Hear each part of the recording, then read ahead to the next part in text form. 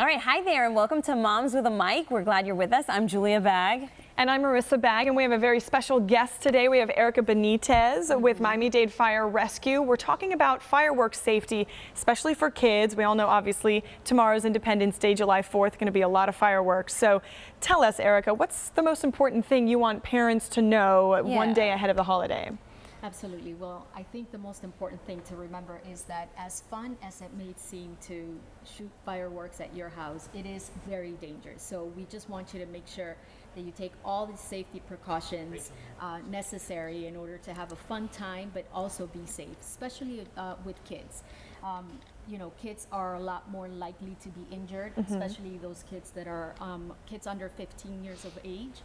And it's really truly sad to see kids being injured by fireworks. I mean, the types of injuries we see often are very severe. I mean, we see burns, kids have lost fingers, hands. I mean, it truly is tragic. Yeah, and it only takes a couple of minutes. I mean, looking just at a sparkler, I know that's something Marissa and I used a lot when we were growing up, but those burn so hot and so fast. Correct. And then just last month, there were two kids in Pompano Beach, 8 and 9 years old, who ended up in the hospital with second-degree burns just trying to light a homemade firework. That's correct, right. And sparklers, they seem so harmless. Sure, like we just saw. They do burn very hot. I mean, they can burn up to 2,000 degrees. Wow. That temperature is hot enough to melt certain metals. Imagine what it can do to your kids' eyes, face, hands. So it really is something that you need to be very careful with. And Erika, something that I didn't know, certainly when it comes to boys and girls playing with fireworks or just using fireworks, it's actually the boys who run the greater risk. Tell me about that. That's right. We just recently saw a case where two boys were severely injured by fireworks, and whether they're more curious than girls, I'm not They're quite more sure. likely, though. They're twice as likely as girls to be injured. My goodness. They're truly more daring, and I think that's what drives those numbers. Yeah, absolutely. And so, and also just kids in general, Marissa, around fireworks. I mean, 1 in 4 who are so young. Right. I mean, we've been looking at statistics just to share with you and let you know how serious it is. If under the age of 15, I think accounts for 25% of all fireworks injuries, correct? That's right. Yeah. Right. And as I said, most of the injuries that we see happen to, number one, the hands, face, eyes, ears. So it truly is very dangerous. And I think part of the problem is, you know, it's the holiday, everybody's having a good time, maybe you're grilling, maybe, you know, you're lighting off some fireworks in the street, and you just don't think that it can happen to you. You're not expecting an emergency. Right. Certainly. And you mentioned something else. You were talking about grilling. Correct. So a lot of the other injuries we see are related to grilling. And grilling safety is something that we take very seriously because we do see a lot of injuries, especially around the 4th of July. July is the top month where we see injuries related to grilling. Wow. So just making sure that you're checking your grill right before using it. If you haven't used your grill for a long time, making sure that, you know, the hose is attached well. If it's a gas grill, if it's an electric grill, always follow manufacturer's instructions to make sure that you're doing it correctly. Okay, and back to those fireworks, I do want to just go over some of those tips that I think are really good to keep in mind, just kind of some basic things, of course. You heard it a lot, leave it to the experts. There's lots of great fireworks displays that you can just go see and you don't have to handle it yourself, or keep it out of the kids' hands. Just leave it to the adults, right? That's correct. Definitely. That's what we recommend. Again, if you want to do it at home, taking safety precautions like having a fire extinguisher or a bucket of water nearby, and knowing what to do in case of an emergency. If you do encounter an emergency and someone gets burned, to know that the first thing should be to call 911, and that is very important. And what happens if, you know, let's say a kid lights a firework, it kind of fizzles and duds, and they think, oh, well, let me go back to that and try to light it again? Never do that. Okay. We see a lot of injuries related to the duds, and making sure that no one tries to either go pick pick up the firework or try to relight the firework, because that's when we see that a lot of those injuries happen.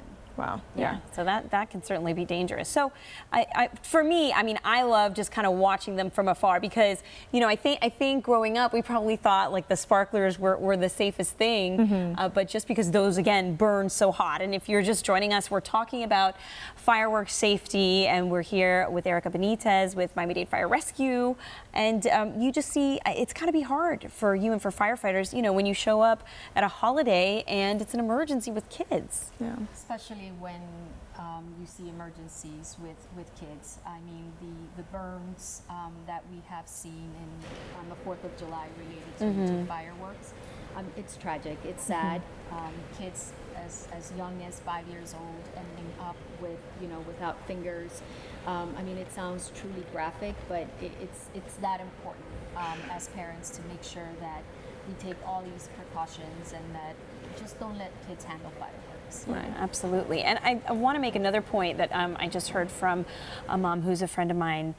Just remember for boating safety too, several years back, there can be, you know, boaters just a lot congregated out in the water in certain places and racing back to the docks. Please be careful out there on the water this 4th of July if you're watching fireworks from there. Right, and when it comes to boating safety, one of the things we do recommend is make sure that everybody has a life vest that is appropriate for their size. If it's a child, make sure you take that into account. Obviously, a lot of people go out and go out boating for a long time and don't take into account possibly needing medication. So we see a lot of those emergencies out on the water. And obviously alcohol and boating never mix. Right, and no question. I mean, there's no question of that. You have to, especially for bringing kids on the boat, you have to have somebody who's designated to drive. And I mean, all of these things that we're talking about now are a lot of things that people will be doing in 24 hours. You know, whether you're on the boat, whether you're grilling, whether you're, you know, playing with fireworks, you have to keep in mind that things can turn, you know, dangerous very quickly. And I think, you know, Marissa, I think what happens, Erika, too, is, you know, again, it's a holiday and you're kind of more in a relaxed mode and you're not really on your guard. And so I think that's something that we need to remember as moms, you know, that we can't just check out. Right. For sure. And I just want to emphasize that it is during these holidays that we do see a lot of these accidents, and you know, again, it truly is sad because a lot of these accidents are truly preventable. Of course, of course. Actually, I was just thinking a couple years back, I used to live on the 15th floor of a condo building, and there was somebody firing off, you know, fireworks in the parking lot, and they were going up just about to our balcony and exploding there. Wow. You know, maybe 20, 30 feet from our balcony. So, you know, and they had a bucket and they were in the middle of the parking lot, so they were taking some precautions, but they weren't thinking about people, you know, on their balcony, essentially at the same height as the exploding firework. So, you know, if they were flying and exploding, these are illegal. Yeah, right. That's true. Those are the illegal ones. If you get one in a brown bag, right, it's probably okay. It's probably illegal. If you do see that, it's always just the right thing to do might be to just report it to the proper authorities. And we actually do have a fire station just down the street, and they did come around after a few minutes, so somebody did call it in. Comforting. But yeah, it's like on top of everything. Well, you're right. They were taking a couple precautions, but they were lighting illegal fireworks. But even then, it's like you're not thinking about, you know, who's right there next to the building. It's incredible. So okay, just so that I have this right, Erika, anything that kind of explodes itself or anything that launches into the air, that is what is illegal, correct? That's correct. So that's good to know if you're buying. And it's also just as a good tip, it's just to buy those fireworks always at the legal vendors. And just make sure that those are legal vendors. Generally, each county has a list of those legal vendors. So it's always a good idea to check and make sure that that's the case. So we're going to transition now, but just before we do, I want to go over those safety tips. Have a bucket of water or hose or fire extinguisher nearby. Only allow parents to handle fireworks. Don't let the kids handle the fireworks, and leave it to the experts, right? Absolutely. Go see a show. That's really the safest way to do this. Anything else you want to add? You know, choose a right place. If you are going to light fireworks, make sure that you do it in an area that's free of anything that can possibly burn. Dry grass, you know, wood, anything that can possibly burn. Generally, a concrete pad is what's recommended. Okay. And you know, never mix, again, alcohol Mm-hmm. and fireworks, just don't mix. Okay. Yeah, Thank you. that's right. So let's talk about something else that's, I think, on a lot of families' minds and all of ours as moms is summer travel, right? I mean, this is the time the kids are out of school, of course. Our kids not even in school yet. But talking about, you know, maybe some stress-saving strategies, because Marissa and I are still new moms. Yes. And Erika, your kids are a little bit older, you're a little more experienced with that. Tell us what's maybe, you know, if you're, first of all, what do you prefer? I know you told me you're not a plane person, so let's talk a car ride. How do you get your kids, you know, ready for that? And your twin daughters and your son. That's right. Okay, well, obviously for me, my number one concern is always safety. So make sure that you have proper fitting seats for your children, make sure they're strapped properly, and always keep them entertained. You know, entertainment goes a long way, especially on long car rides. I know a little bit about that. And just give them something to do to keep them entertained. But if you do have small children, make sure that whatever you're handing to them, they are in the back seat. Right. And a lot of times you're not watching, you know, they can always put something in their mouth, and so that those safety concerns, you know, are something that you should always take into account. Yeah, always give them a bigger toy or something That's that right. wouldn't fit in the mouth. And oh my you gosh. you have to like kind of have backups on backups. So some of our tips, I think, though, for travel, mine would be certainly get an early start, Yeah. right? Early flights are better, and definitely, like you're saying, be ready for an accident. Bring first aid, right? Those little first aid kits. That's essential. And then they get hungry. Oh my gosh, snacks on snacks on snacks. I mean, because you bring what you think is your kid's favorite snack. This has happened to me so many times. She has these little crackers. I'm like, oh, she eats these all the time. And then it's just on the plane. No, she's not interested. So then you're like, okay, what else do I have? I have grapes, I have cheese, what other fruit? You know, of course, trying to keep it healthy. But that's what I have found.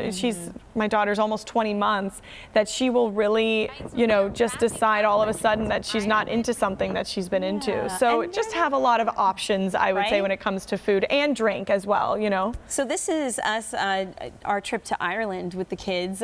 So transatlantic flight, woo!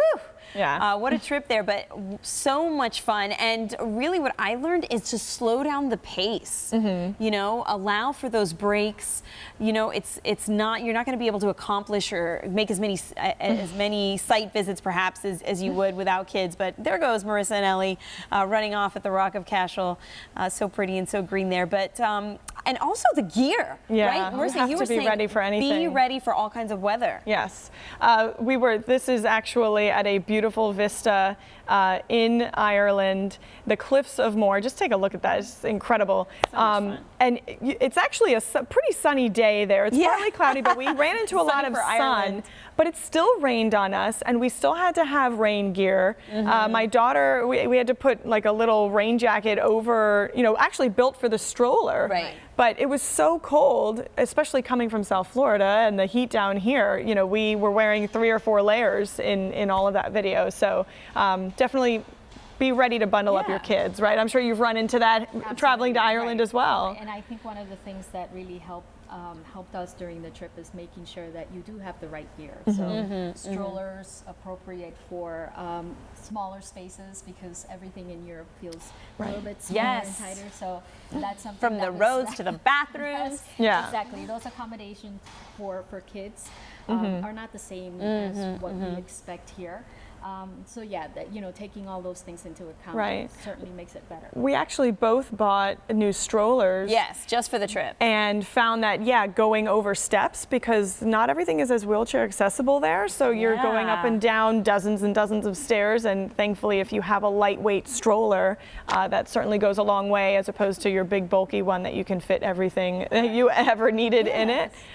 Julia, I know you bought a stroller too. Right, Did it so work? we did a lot of research. We got an umbrella stroller, but kind of one one of the fancier ones that was lightweight, had all our little pockets and places to put things, but was also able for our son to recline because he likes to take naps. Yeah. And just, you never know when either you're going to have to walk up steps or go over kind of some rocky terrain, and yeah, you're going to have to carry that stroller or suddenly fold it up, you know, get on a train or get on a bus. And so your everyday stroller that maybe fits your car seat that you use, that we use in the car anyway, that real hefty one, is not necessarily well suited for where you are going. And maybe I know we've got a lot of moms of Disney watching, and so I'd like to know what some of their favorite strollers are too. I think, you know, we had that big stroller debate before we left.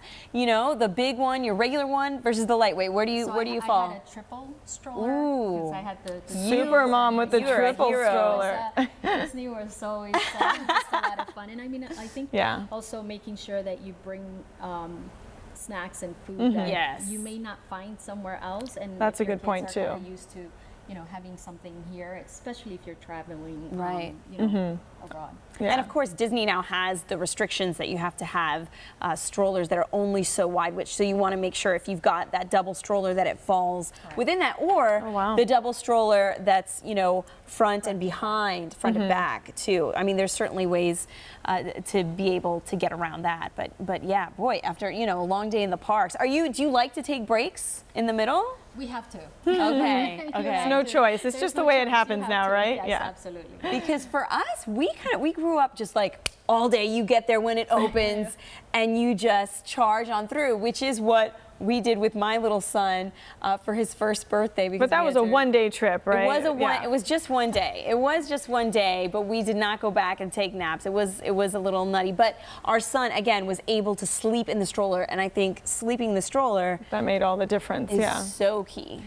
Which takes us kind of to our next point: is if you are the kind of person who likes to go, once you have kids, you kind of realize you've got to build in these breaks because they'll just run out of gas and maybe have a fussy situation, and you want to avoid that at all costs. Absolutely. The assumption that it gets easier as they get older, it's not always true. It doesn't get easier? I'm sorry. Julia hasn't realized that yet. She's still hoping it gets easier. So let's take here's another look at our tips. Okay, so start early, bring first aid, bring snacks that, for me, I like to bring snacks that are not perishable, so you don't have to worry about like cheese or stuff going bad, but fruit, definitely I like bringing healthy snacks and allow for those breaks like you guys are saying. Yeah, I mean, and even in your own mind, you know, if you want to try to visit 3 or 4 things in one day, maybe just, you know, pare that down to like 1 or 2 and be okay with yourself if you don't get to do it all, because it's really about family time. It's about enjoying the day and not, you know, feeling like you've got to get all this done. I mean, you're on vacation, right? You got to chill out a little bit. Absolutely. So this has been great. We look forward to hearing from more moms, so be sure to, you know, share your thoughts and your tips with us in the comments section. We look forward to that. Want to know where you fall on the stroller debate. And and you know what? Also, even if you're bringing a stroller, you know, baby carriers, which not all baby carriers have worked for me, you know, you really have to find the right one, and it's just kind of a process, right, of seeing what works for you. And a preference. I mean, I've had a lot of friends tell me about a certain kind, and then you have to kind of buy it and see what works for you. An option, the front, back. Oh gosh, Back and 3. Wait, don't tell you had a triple carrier? I have not seen that. I have seen a double carrier. That is amazing. At least that balances you out, right? Yeah, absolutely. I'm still impressed with the triple stroller, certainly. Well, thanks so much for joining us. We are so happy to share our tips with you and fireworks safety. We wish you a happy 4th of July. And if you haven't yet subscribed to our YouTube channel, please head on over to NBC6's YouTube channel and check out the other videos that we've been able to post on there as well. We want to thank Erika so much for being with us, speaking about fireworks safety and travel. So we'll see you next time. Bye.